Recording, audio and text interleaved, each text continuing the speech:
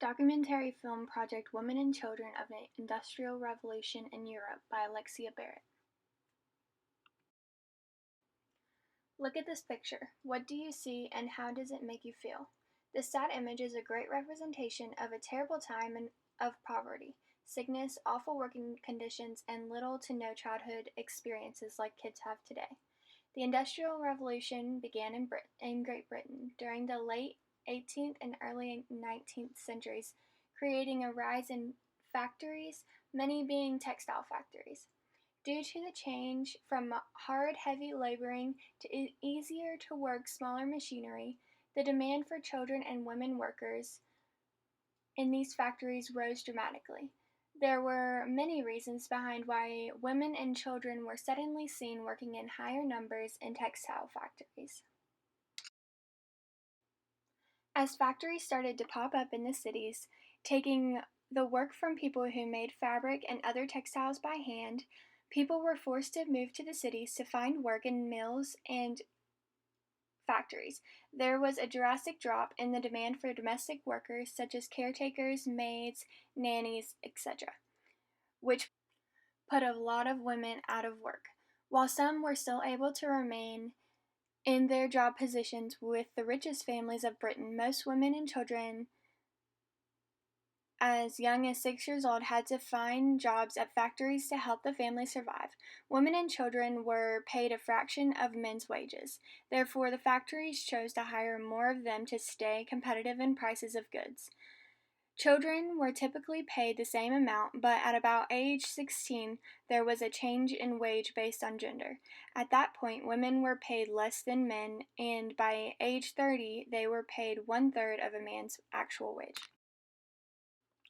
The first water-powered cotton spinning mill, Cromford Mill in Derbyshire, England, in 1771 increased the demand for women workers, which were critical in the success of textile mills. The women of the Industrial Revolution were far different from the women of today. They were expected to go out to work for a fraction of the pay and a lot of times work the same hours as a man, just to come home and resume their household duties such as cooking, cleaning, and looking after the children. While this may sound similar to what many women face today, the circumstances were far different. Forced to climb under and behind the heavy and dangerous equipment, which adults couldn't do. In the mines, children were forced to climb and carry or drag heavy equipment or coal through the tiny tunnels, sometimes forcing them to stay bent down or crawl the entire way, which often resulted in injury. Both women and children worked extremely long and strenuous days, around 10 to 14 hours, with little to no breaks. This was extremely detrimental to their health because they worked and pushed their bodies for so many hours in horrific environments with little break for their body to rest and recuperate. Men were paid far more and hired in smaller numbers, so they were usually given head or supervisor positions. For many jobs, this meant they were given a room or group full of women and children, and were allowed to do with them as they pleased as long as they met their quota. These men were in charge of punishment for late workers. Most of the time, these punishments were taken out on the children. Women were often not punished, but sometimes sexually harassed or worse by the men.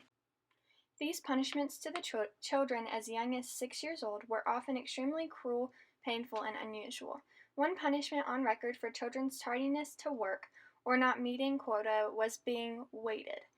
The supervisor would tie heavy weights to the worker's neck and force them to go up and down the factory aisle to scare and act as an example to others. This is precisely why factory owners said that they like to hire children. Aside from the children begging for work, they were the perfect employees. Children were cheap, submissive, responded to punishment well, and unlikely to rebel or form unions. The factory owners got away with more than just harsh working conditions and extremely low wages for women and more specifically children. They even got away with slave-like labor of children. The owners would argue that these orphans the activists said were treated like slaves were actually paid, therefore they were workers and not slaves. Owners would state orphans were paid in the form of food, shelter, and clothes, which was deceiving to the public. While they may have given children the necessities they described, they were all extremely low quality, cheap, and not fitting for any child. So many still argued they were treated as slaves. Child labor did not originate during the Industrial Revolution, which is a huge part of why it took so long for people to do something about the conditions and extremely young people working in these horrific industrialized places. Children had always been expected to work and earn their keep. However, before the Industrial Revolution, most children worked at home, on farms, or for the family business. The conditions they worked in were far different from the ones they experienced in factories, mills, and mines. The children may have had to work long hours, but typically they had holidays and family time off, many breaks throughout the day, and far better working environments with less dangerous duties.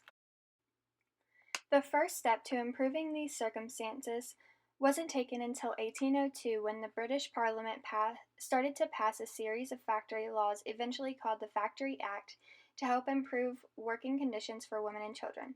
The act, officially passed in 1833, limited the hours children of certain ages could work. For example, ages 9 to 13 could work a maximum of 8 hours a day. Ages 14 to 18 couldn't exceed a 12-hour workday. Also, Parliament's Act stated children under 9 were unable to work at all. Lastly, all children were forced to attend school for a minimum of 2 hours each day.